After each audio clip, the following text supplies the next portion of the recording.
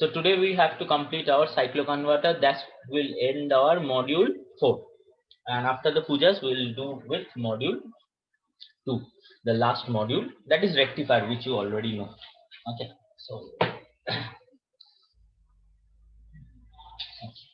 so now what we'll study is that the same type of cycloconverter which we have done yesterday, but now the load has changed, RL load. Now over here what will happen, you know we have studied in AC voltage controller, because inductor is a charge storing element, it will require some time to discharge also. So it will, whichever switch is making it on, it will discharge through that switch only. So if suppose if the load is charging through T1, it will discharge through T1 only. Okay, so we have to take care of that. Now load, which load is there? Now our load has changed to RL load. And in RL load there are two types of mode. One is discontinuous mode, number one, and number two is continuous mode. You know these two operations because we have used those terms in DC to DC converter also. Because in discontinuous current reaches zero, in continuous mode current doesn't reach zero. Inductor is not allowed to fully discharge. So the procedure is same again. What is happening in the first half cycle? A is positive with respect to B. So which should be on? T1. And which should be forward bias is T4. Now in order to get this voltage positive, I am trying to get a step down cycloconverter. So my output will look like this, and I need a positive voltage at the first. We have already discussed step down last day, so we are taking the reference of that only and studying over here. So over here we need a positive voltage in the first cycle. So if you need a positive voltage in the first cycle, which voltage you should get? VAK, right? VVK is negative in the first half cycle. So if you look in the figure over here, in order to get VAK, which thyristor should be on T1? Or if you don't understand by this nature, I told you, if T1 is on, then only current will flow in this direction, then only the load polarity, voltage and current is maintained. So you can understand or write in those terms also. So if T1 is on, V0 will be equal to VAK, and since it is a thyristor, we'll give a gating pulse after a delay of angle alpha. So at an angle alpha, forward bias, thyristor T1 is forward bias.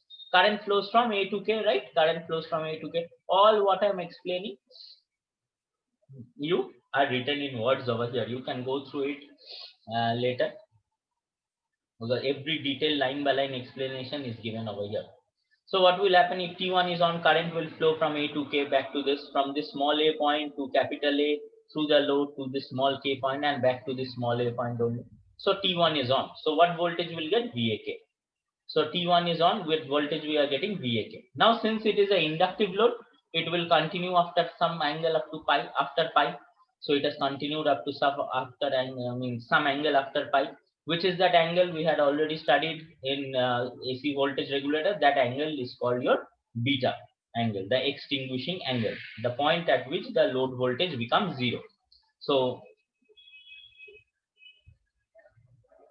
over here, this point is considered as beta. Okay, this is pi plus alpha. This point is pi plus alpha. This arrow is this one. So this point at which your value is zero, it becomes beta, and the waveform over here comes and becomes zero at this point. So this point is pi plus alpha. If this is alpha, this is pi plus alpha. Okay, you can think it like this also. If your beta is equal to pi plus alpha, then your diagram looks as the arrow is marked. You can think this alpha to be smaller than beta, then alpha will be at this point, beta will be greater than this one. To show it easily, in order to not show that beta angle again, so you can show this point as only pi plus alpha. Okay, so we are considering that beta point only pi plus alpha. So what will happen? Until and unless the inductor gets discharged, this thyristor is on. So which voltage is present? So VAK is equal to V not only. So VAK is followed up to this point. Then after this point, up to this point, until the next pulse is given to T3. At this point, the next pulse is given to T3. Then T3 will be on.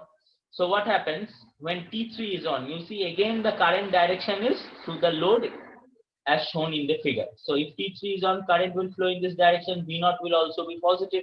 So if T3 is on, which voltage you should get? VVK. You see VVK is positive in the second half cycle. So we are getting positive.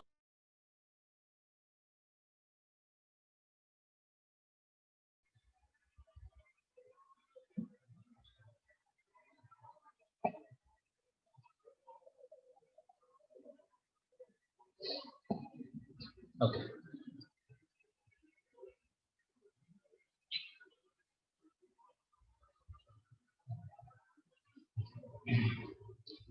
So now what is happening? First cycle is T1 is on. We are getting the current flow in the clockwise direction, like this.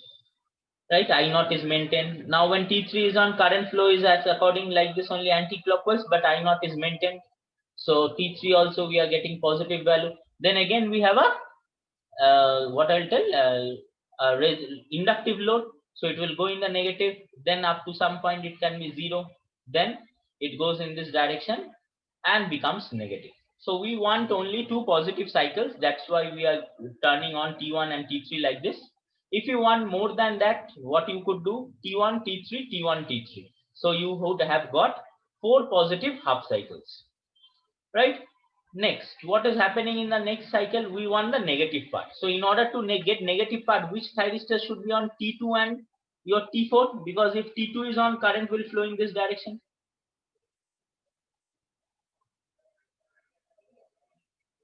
If T4 is on, current will flow in this direction, then my opposite direction means current negative. That means my voltage is also negative.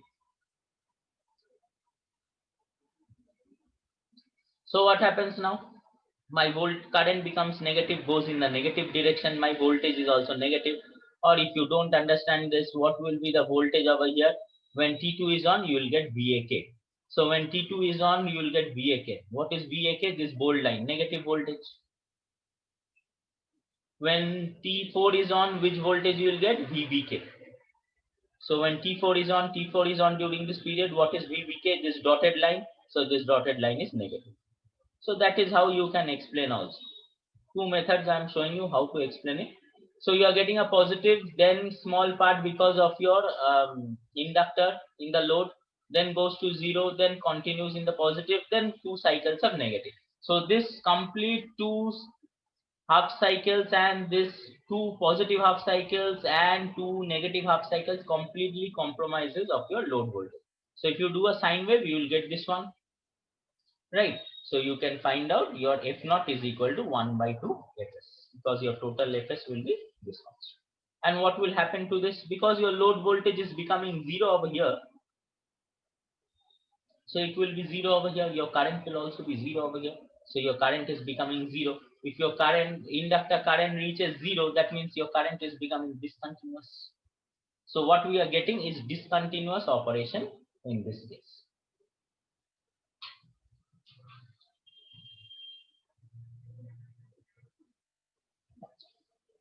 Now what we will do is study our continuous operation. I am directly going into this waveform. Okay, because circuit operation is almost same. So what we are doing, circuit operation, which switch should be on? First T1. Okay. Then which switch should be on? Then T3. Then again in the negative half cycle, T4, T2. Same cycle, right? See, T1, T3, T4, T2. All process is maintained same. T1, T3, T4, T2. Except over here, obviously your inductor value is very large. So it takes quite a large time to discharge. That means we are not allowing the inductor to discharge completely over here, and hence your current is not reaching zero. So it has built up to this point, then it is slowly decreasing, discharging. Again, another voltage comes into picture. Again, it starts building up. Again, then discharges for a while up to this point. Then again, voltage becomes negative. So current starts in the negative direction, builds up to this point, discharges to a small point. Then again, voltage increases. So again, there is a charging and then goes on over here. So over here, what is the difference? You are not allowing this output voltage to become zero at any instant. So if your output voltage is zero, your current will automatically be zero. There is a zero crossover over here, but it is not zero. Okay, there is a zero crossover over here, but constantly it is not maintained at a value zero. So inductor is not, you can say the inductance value is very large, so it is not allowed to discharge completely. Or you can say like this, that the voltage across the means the inductor is not completely allowed to discharge, as a small amount of discharge happens in the inductor, and after that only immediately another voltage is being applied. As soon as the inductor starts discharging up to this point, the voltage is applied to the inductor. Again, charging potential is given. So again, it charges, current rises and goes in this form. So operation are same over here in this case, except your waveform is differing. Okay, please be careful of your waveforms. What you are drawing, what is asked in your question. So what is asked in your question, whether it is discontinuous mode or continuous mode. See, both has the same circuit. The circuit diagram is same, but waveform changes. Your figure 2 and figure 4, figure 3 waveform are different. So accordingly, you have to draw your circuit and explain the operation. All these operations are written over here. You can go through it. Okay. So this is how you can explain your continuous and discontinuous mode. Now, if you take the same operation in case of a bridge converter. So what was the difference we studied in case of bridge converter?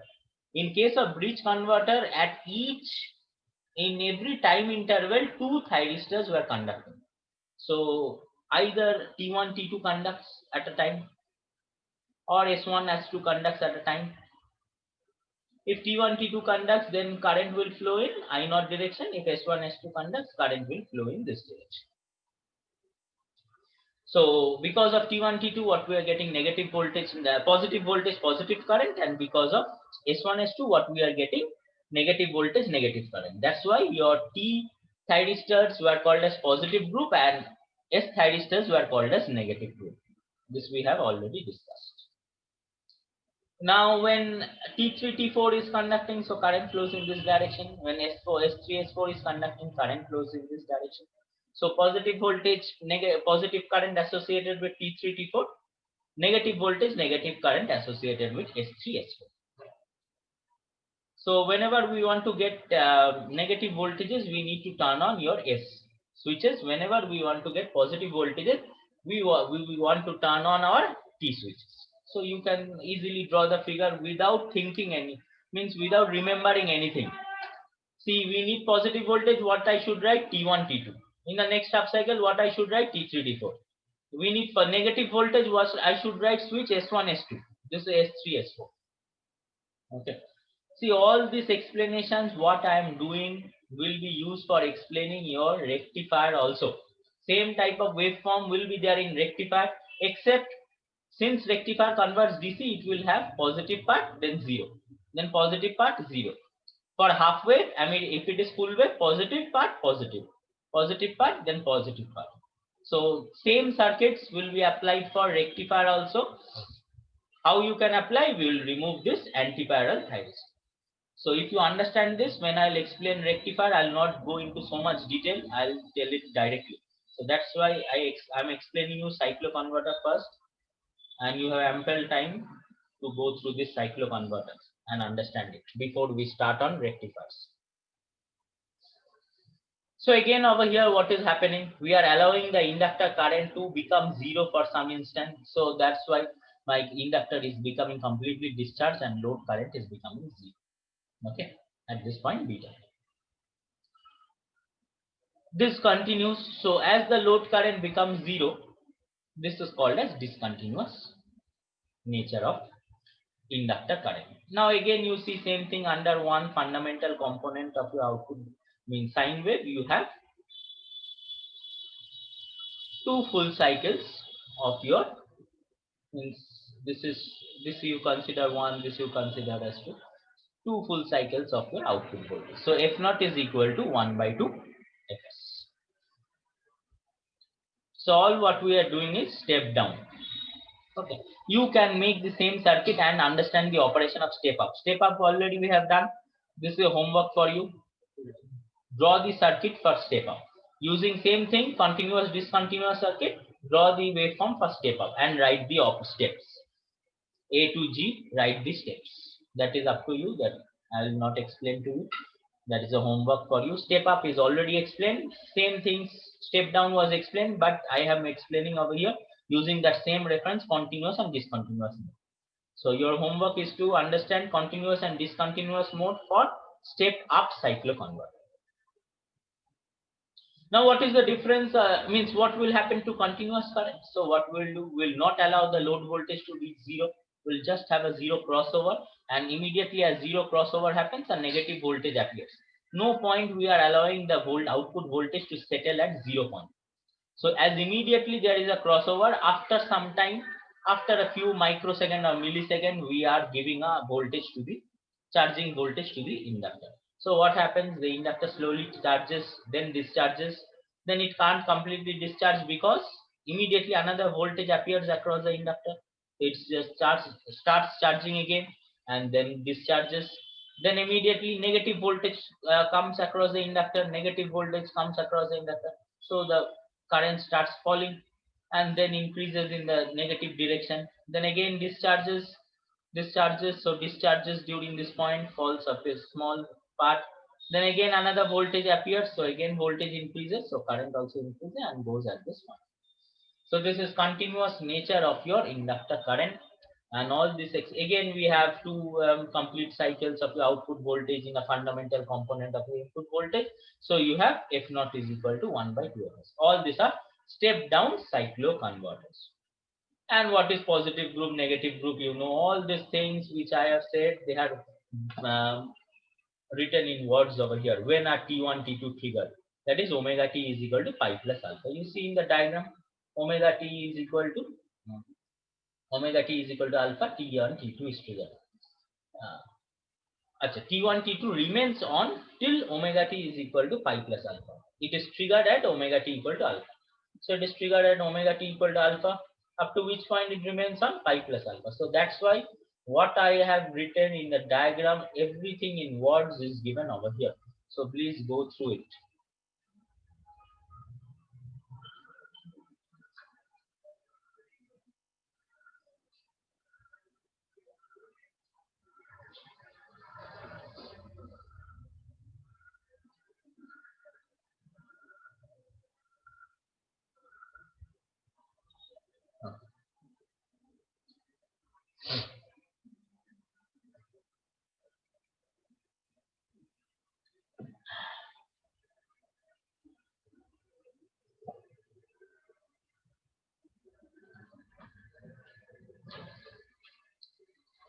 Now some important things. We are going for conversion of three phase to single phase. We are talking about three phase to single phase, half wave, step down cycloconverter. We'll just understand this operation very nicely. Next, three phase to three phase, we'll just go make an overview over it. Okay. Three phase to single phase cycloconverter is very important. So how does this operation occurs? So this is a basic circuit of your three phase to single phase cycloconverter. Why I am saying this is a three phase to single phase cycloconverter? Because we are having a three phase supply over here. Okay, at the top we'll have a three phase supply, and we know since at the output we need to get AC, two antiparallel group of thyristors should be there. So one is called your positive group, one is called your negative group. Till now you know what is positive group and negative group and why it is called. So one is called your positive group, which allows current in this direction, and one is called negative group, which allows current in this direction. So what we need is a output as single phase. So at the output we are connecting only one impedance, that is a single phase load. You can't say this as a three phase output because there is only one load present. If there is a three phase load, then it would be star or delta connected. So that's why if I give a three phase supply over here, and at the output we'll always obtain a single phase output. That's why we are converting three phase to single phase.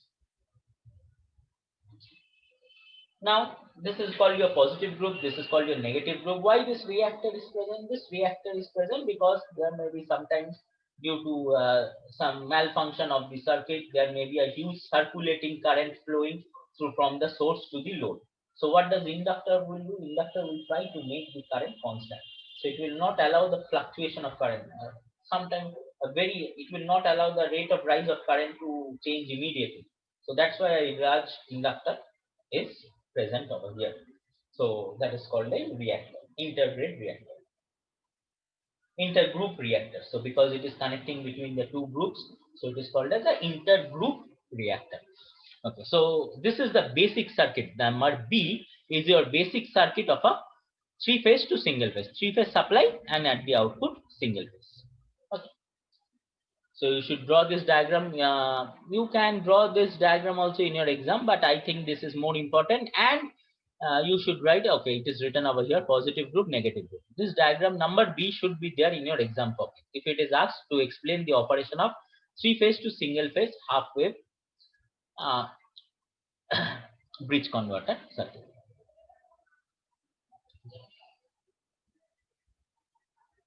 Now, next, these are the waveforms regarding it. We'll have a small discussion about this waveforms from the next slide also. We'll go through the points which are written in my next slides, and point wise I will explain it. So these are the waveforms which are your output of your single phase half wave rectifier, cycloconverter.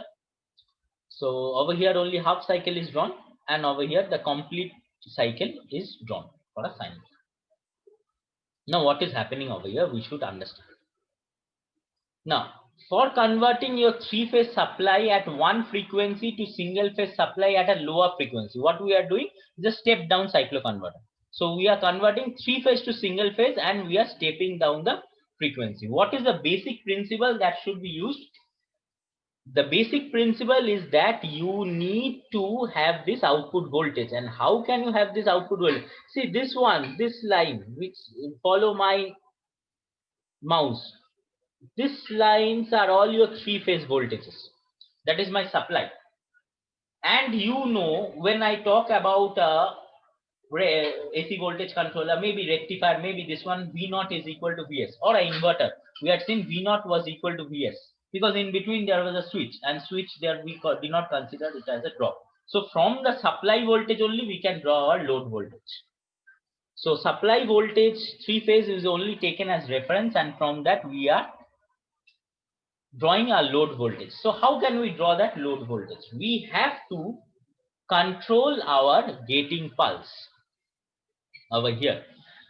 We have to control our gating pulse to this positive group and negative group in order to get this bold lines.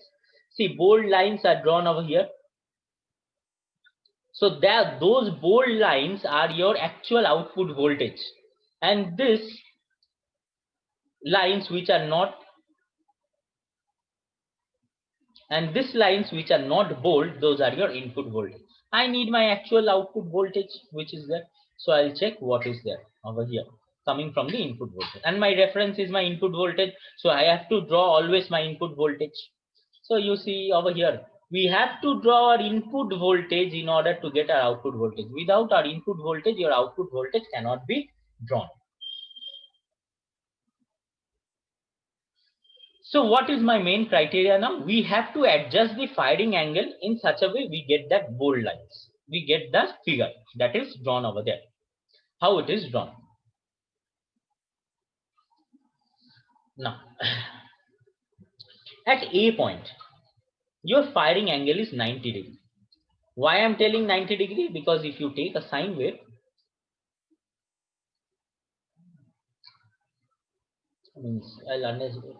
if I take a waveform over here, okay, so it continues from the peak and goes on continuing up to this point. Okay, so this should continue a little bit up to this point, because 90 degree means half of this.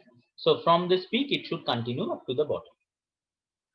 Then slowly as we go to G point, the firing angle is reduced, and at G point we are getting alpha is equal to 0 degree. Okay, so at alpha is equal to 0 degree, we'll get a maximum value of your average voltage. See, our average voltage which you are plotting by the dotted line will become maximum over here. Why we are getting maximum? Common sense, because over here if you calculate average value, it has a positive part and negative part. And if it is 90 degree, it will be equal half. So it will be, average value will be close to 0. So as we go on towards alpha equal to 0 degree, my positive average value increases, because you see at this point how much is your positive value. So at this point only a small negative is present, so average value will be positive. That's why positive over here. See, under A figure, there is no average value drawn. Why? Because A figure is splitting your curve into two equal halves. Because alpha is equal to 90 degree. And if you put alpha equal to 90 degree and two equal halves, that means equal positive and equal negative cycle. That means for a sine wave, it is average value is 0. So the sine wave is starting from your B point and closing towards your this point, M point. So slowly as you go to this point, you will see at G point we have the maximum average value, because at this point we have the alpha to be 0. So we have peak over here, then goes back to 0 again at this point. So my inference from here is that at A, my alpha should be, firing angle should be 90 degree. At B, it should be somewhat less than 90 degree. At C, the firing angle should be somewhat less than that, and it should go on up till it reaches M. Next. So small delay is introduced in the firing angle from A to G. At G, firing angle is 0. You can understand the average output voltage is V0 is equal to VDO or Vm cos alpha, and it is maximum at G because it is alpha is equal to 0 over here. Cos 0 is equal to 1, and alpha equal to 90 over here. So cos 90 is equal to 0. Now this goes on. Okay. So at A, the mean output voltage, all this explained just now. At this, our mean output voltage is 0 because you have both equal positive and negative halves. So those cancels out, equal to 0. Or if you put alpha equal to 90 over here, then also average voltage comes out to be 0. Whichever way you want to understand it, you can understand. There are many ways of understanding the circuit.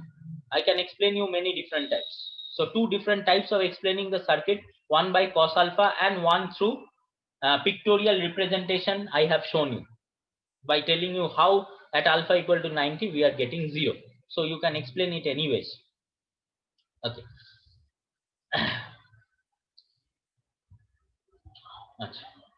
Now at M, what happens? Alpha is again 90 and again becomes 0. So how the firing angle is decreased? 90 to 0 and 0 to 90 degree. And during the negative half cycle, you will see it is increased from 90 to 180 and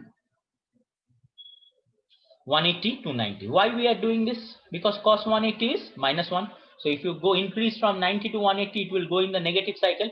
So this is increased from 90 to 180 over here, and then 180 to 90 over here. So this is written again, another point over there. You can go through it. All these points what I have explained is given over here. And V not equal to 0, alpha equal to 90, at G alpha is equal to 0. So V not is maximum. All these are given over here. So after I draw this waveforms, these bold lines, I can draw mean curve for this by joining all the average values, and we'll get the positive half cycles. Now in order to get the negative half cycle, we have to increase alpha 90 to 180 and then back to 90 again. And then joining all the mean curves, means average value of the figures, we'll get our secondary half cycle. So this is my positive sine wave part of cycle of the sine wave, and this is my negative part of the sine wave.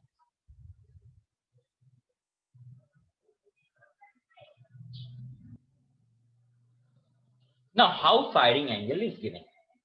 Now what should be the firing angle? Why I should choose this value? Why I should not choose any other value? My reference of firing angle is always 90 degree. So whatever may be your circuit given, you are told 50 from 50 hertz to 10 hertz, from 50 hertz to 20 hertz, from 50 hertz to 16 hertz, whatever the output frequency is given, whatever the input frequency is given, my firing angle at A will always be 90 degree. So my first criteria is that the alpha should be varied from 90 to, all these points are written over here, 90 to 0 to 90, 90 to 180, back to 90 for negative half cycle. But my criteria for alpha should be 90 degree at point A. And how the firing angle is reduced? By this factor, by the formula.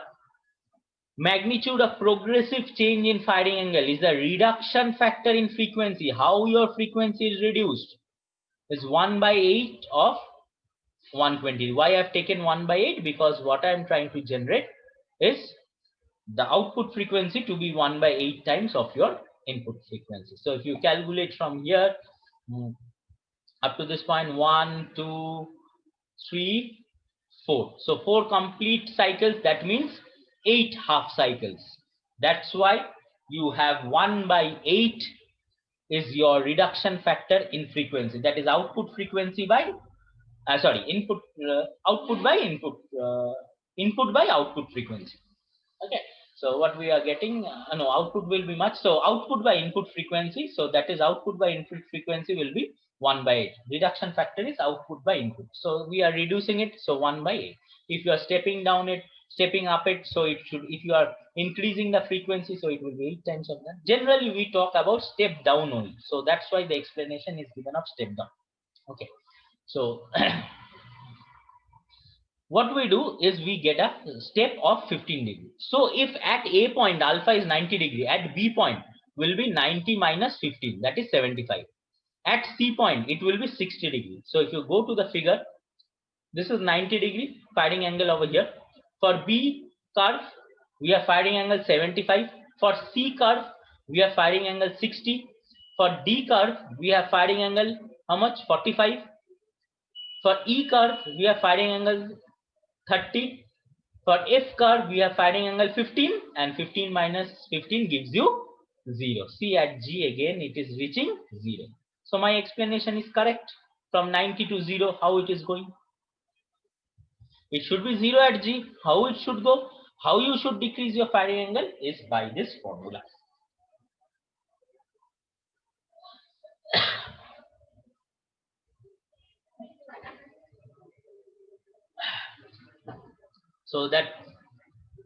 So my last point over here, your figure 8, you can go for figure 8, figure 9. Your one cycle over here consists of 1, 2, 3, 4. Four full cycles of your supply voltage. That means 8 half cycles of your supply voltage. That's why F naught is equal to 1 by 8 Fs. Right? See over here. One half cycle consists of 2 cycles of positive F. Right? So F naught is equal to 1 by 2 Fs. That's why we are getting F naught is equal to 1 by 2 Fs. And over here F naught is equal to 1 by 8 Fs. So this is the principle how you are converting single phase to three phase to single phase cycloconverter. Okay, see, we are getting a single phase supply only, one positive supply, one positive cycle and negative half cycle, so one voltage only. Okay, so that's why we are calling it as three phase to single phase cycloconverter. This is how you are calculating your frequency. Now what is the requirement over here? Now since at the output we need AC, so we need this negative cycle, right? So in order to get the negative cycle we need this negative group. So that is my point number 8. Thyristor can only support current in one direction, but in order to get both direction current we need two half wave converters. Okay, so we need two half wave converters connected in anti-parallel as shown in figure 7. So half wave converters, two half wave converters connected in anti-parallel. If it was full wave, then there would have been 6 thyristors per group. We will see full wave also, bridge converters.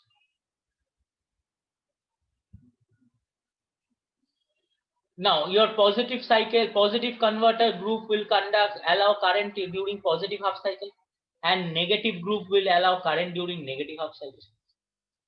Okay. Now if you look at your figure over here, there is some positive part over here, then slowly it goes over here, goes at the bottom over here, then continues in the negative part. So if you calculate the average values during this part and during this part over here, you will find the voltage average during this part is coming out to be positive, you know, because all the values are positive over here. But as you go towards this point, the voltage somewhat tends to be negative. So that's why it is going negative over here. Okay, we are just showing your output current, how it looks like. Okay, so what is happening during this case is two processes. Okay, so what is happening during this case is two processes taking place. One is rectification, one is called inversion. Why it is called rectification? Because rectification, why I'm saying, because we have two modes, right?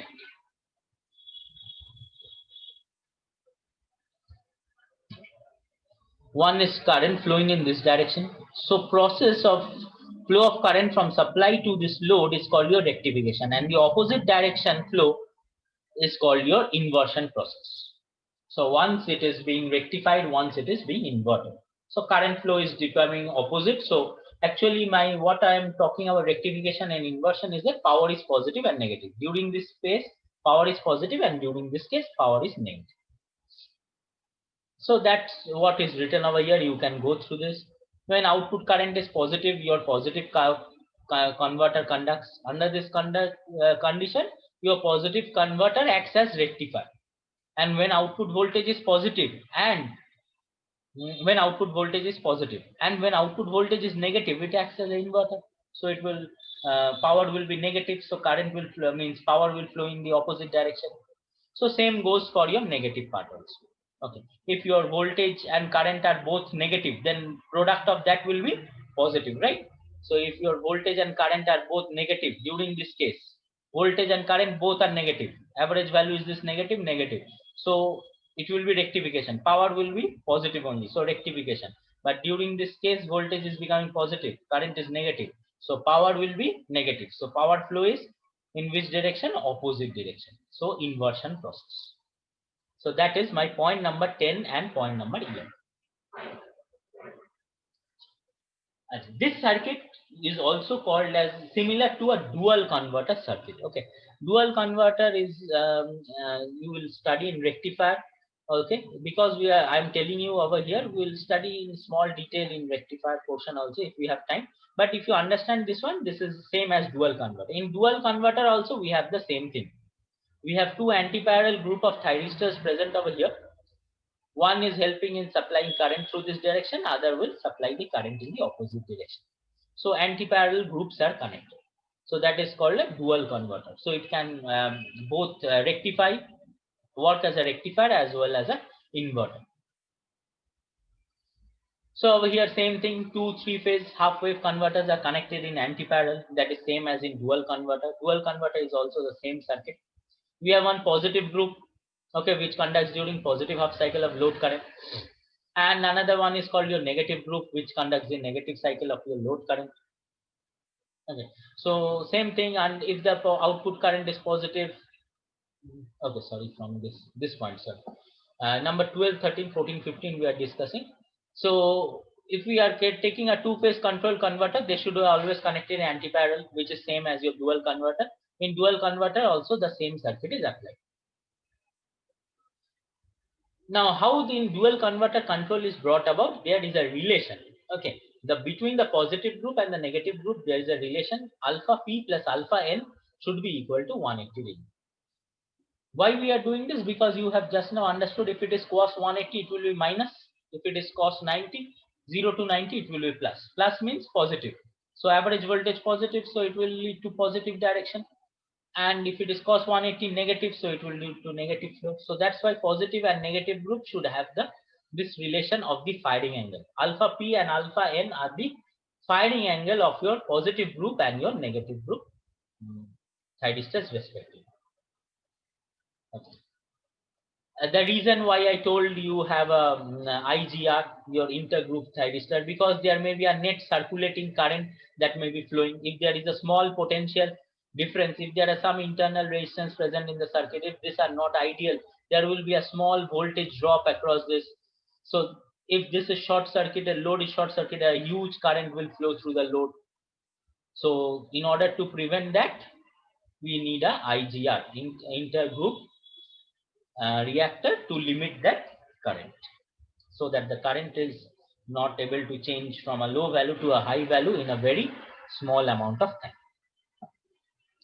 So this is the complete explanation of your three-phase to single-phase cycloconverter.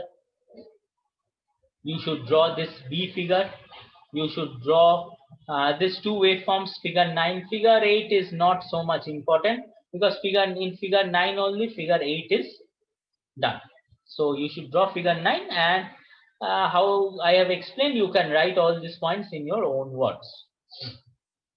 That is up to you. Now next some few discussions about just go through it.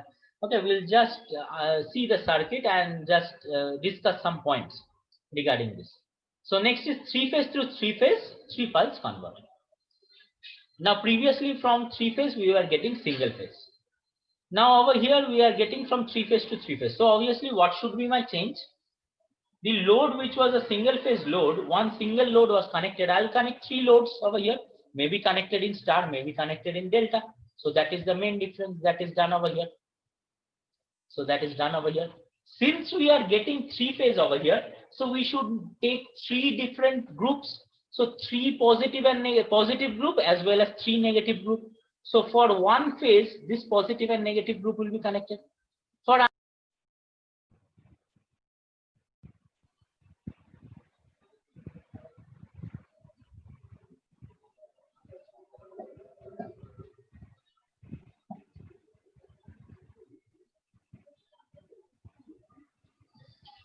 So for the other phase, this positive and negative group will be connected, and for the other phase, which is the last phase, this positive group will be connected. Okay. So we are connecting for each phase three thyristors like previously, right? What we have done over here. Three thyristors per phase, three positive group, negative group, three thyristors. Three thyristor positive, three thyristor negative. Three thyristor positive, three thyristor negative. Goes on for each phase. So how many thyristors are there? 6 thyristors for each phase. So total 18 thyristors. Okay. So per phase over here, per positive group, there are 3 thyristors. So it is called as three phase. There are 3 pulses. So per positive group or negative group, you have to give 3 pulses. So that's why it is called as 3 pulse cycloconverter. You just have to go through the circuit and remember how many thyristors, how many IGRs are there. Not so important about the operation. Okay. So what are the things we have done over here? Some important points you should remember. That three-phase low frequency output if required. What we need 3 sets of phase control 3-phase to single phase circuits. So each of this was a 3-phase to single phase circuit. So how many 3-phase to single phase circuits are required? 3. So 3 sets of 3-phase to single phase circuit is required to obtain 3-phase to 3-phase cycloconverter. Now what should be the phase displacement between the three? Output of the three, obviously 120 degree. Otherwise, this output, and this output, if are in 3 phases, in same phases, we can't get a we can't get a 3-phase output. We'll get single phase only. Single phase, but 3 different means VA, VB, VC of the same magnitudes, but phases are same. Okay, in order to get 3 different phases, what we need a 120 degree phase displacement. So that is another criteria. How many thyristors we are employing over here? 18 thyristors. And this device is also called as 3-phase to 3-phase 3-pulse cycloconverter. Why 3-pulse? I have told you. Next, 3-phase to 3-phase 6-pulse cycloconverter. So output will be 3-phase, input will be 3-phase. So input is 3-phase output. From 3-phase supply input will be given. From this will be connected to the input. Load is 3-phase. Okay. These are disconnected from one another. These are connected between one phase. So this one phase is connected to this one group. This second phase is connected to the other group. This third phase is connected to the other group. So 3 phases. These are 3 completely supplied from 3 different groups, which consist of one positive group consists of how many thyristors? 6. So this is called as 6 pulse. Previously one positive group had 3 thyristors. So 3 pulse. So this goes on. Okay. If you want to interconnect this load, what I want to do? What I want to do is give a separate supply. So each group will give you a separate supply from a 3-phase transformer. I'll take a 3-phase transformer and supply each of them, and rest connections will be done accordingly. Load will be fixed at this point. So these are the 2 circuit configurations of 6-phase transformer with isolated load and non-isolated load. Both employs 36, and how many total thyristor? 6, 12 into 3, 36. So over here, what are there? So 36 thyristors are used to create a 3-pulse, 3-phase to 3-phase converter. Each group consists of a 3-phase dual converter. So each are dual converters, both are positive and negative group. If it is a positive and negative group converter, then it is called a dual converter. And it has 2 IGRs. Okay, both has 2 IGRs. To separate this positive and negative group, we need IGRs. Otherwise, a huge circulating current will flow. Okay, if it is not interconnected, if in the figure 12 it was not interconnected, if in the same circuit interconnection would have been done, what would have happened? Then the positive group of one output phase and the negative group of one output phase would have been joined together without the load impedance, okay, which is undesirable. But if you want interconnection between the two, what we need is a separate supply from the outside. We need a 3-phase output, means 3-phase transformer to give the supply. So there is a 3-phase transformer separately giving a supply to each group. And over here, if you compare with your 18 thyristor and your 36 thyristor, over here, the magnitude of output voltage will be double. Okay, these are some differences. Okay, if you find the output voltage, the magnitude will be double compared to 18 thyristor group. And also the VA rating will also be double. If the thyristors used over here and here are same ratings, the VA rating of the total apparatus will also be doubled. Okay. And last point, your 3-phase bridge circuit gives smooth variation of output voltage, but complex circuit is complex and expensive. Because for each group, as we go on increasing the number of thyristors, each thyristor has to be controlled in a separate way. So we have to think about how to control so many thyristors. 18 thyristors will require less control logic. 36 thyristor will require more control logic. Again, more increase of thyristor, maybe 54 thyristors will increase more compute logic. So control logics will go on becoming complex, and if control logic go on becoming complex, circuits will be required more. So this goes on expensive.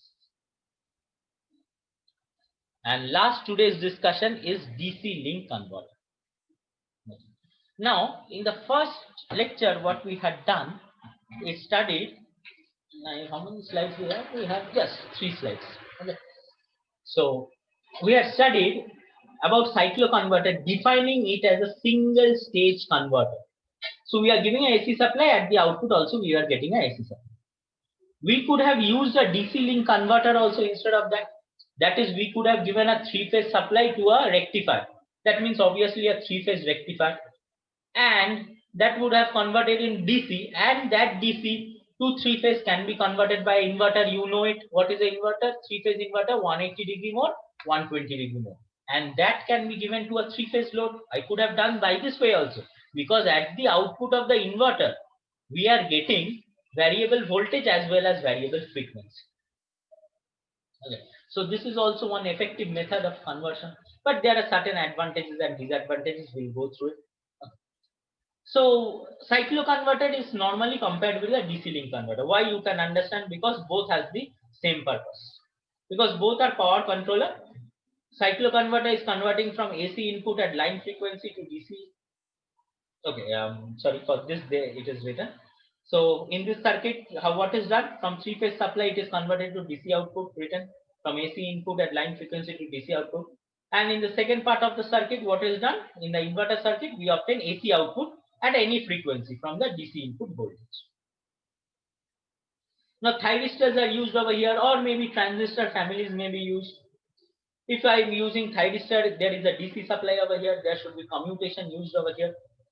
But if it is AC supply and I am using a thyristor over here, it will be naturally commutated, so no problem with commutation. But over here, commutation problem will occur. So we need external circuit to commutate the thyristor. In case of if you use BJTs or MOSFETs, they have some internal diodes, or you can attach an external diodes in case your load is DC. Because we had, in case your load is RL, because we have studied in inverter, the load has to discharge, so it will discharge through the diode. It will charge through the switch, it will discharge through the diode. So anti-parallel diodes should be connected across each BJT. A MOSFET has anti-parallel diode. So if you are using BJT, anti-parallel diodes can be connected back to back with a switching device. Okay, and commutation should be forced commutation should be used in inverter circuit, but naturally commutated in converter circuit. So this is written over here. As a number of switching devices of a DC link converter depends upon number of phases used at both input and output. Yes, obviously, if you are using a single phase rectifier, how many switch you use? Only one switch, right? If you use a full wave rectifier, you use either midpoint, that is 2 switch, or you use 4 switches over here. But over here, if you recall yesterday's lecture,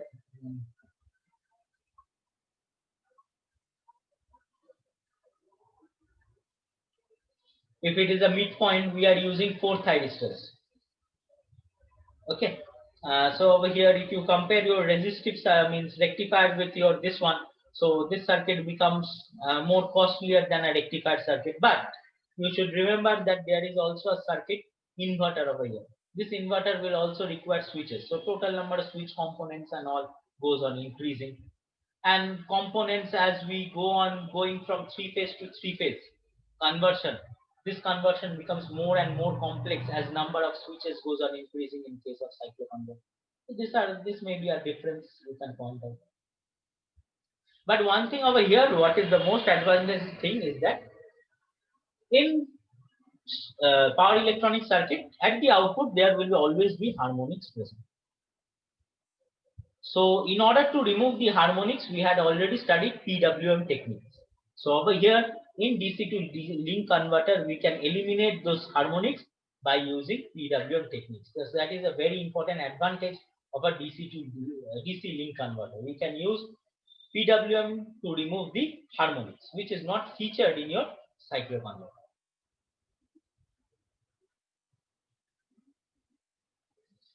So what are the advantages and disadvantages I've written over here? You can go through it. So output voltage can be varied from 0 to rated value with upper frequency limit being decided by turn off time of the switches. And for transistors, turn off time is very less. You can take a very small turn off time, no problem with that. Control circuit here is simpler because if you go on increasing the number of phases, just now we have seen so many thyristors are used. So many control logics will be used for a 3-phase to 3-phase 6 pulse cycloconverter. Power factor of operation is very high over here. If you calculate the output voltage and do the calculation, you know input power factor V naught RMS by Vs, and calculate that, you will get power factor very high in case of diode rectifier bridge. But in case of converter, okay, if you are using diode rectifier, your input power factor will be high. Why? Because input power factor is V naught RMS by Vs, and if you are using a diode rectifier, V naught RMS will be obviously greater than your thyristor rectifier, because in diode rectifier your voltage starts from 0 and ends at 5, whereas in your thyristor rectifier your output voltage starts from alpha and ends at 5. So average value reduces. So that's why our RMS value also reduces. So that's why your input power factor for a diode rectifier, if used over here, if used in a converter circuit, if you are using a diode rectifier, the power factor will be high. But if you are using a thyristor rectifier, power factor will be little bit lower than that. And very high frequencies can also be obtained. Many cycloconverters are used for high frequency, but generally they are preferred for step down operation only. So if you are doing a very high frequency conversion, you may go for a DC link converter. What are the disadvantages in DC link converter? It has 2 stages. One as a converter rectifier, other as a rectifier. So 2 different circuits, 2 different power circuits, 2 different types of control circuits, so many isolations, so many protection circuits has to be given. And obviously I told you force commutation is required in inverter. Right, natural commutation will already be there in thyristor circuit. So in case of force commutation, your thyristors will be off. So external circuits are required to create force commutation in thyristor. So that will add to the cost of the setup. So cost of the setup increases. Okay, and okay, some Instabilities are there in low frequency regions, but they can be eliminated. But I will rather say define this in another way, that in this case what is happening, since we are applying PWM technique over here, there's an advantage of eliminating your lower order harmonics, but sometimes your low frequencies still exist in the circuits. Okay, means lower order harmonics still exist because higher order harmonics have more effect. So lower order harmonics have a makes the output waveform little bit distorted. So that is one of the disadvantages. But that PWM technique can be used to remove that also. No problem with that. So these are the advantages and disadvantages of a DC link converter over a cyclo converter.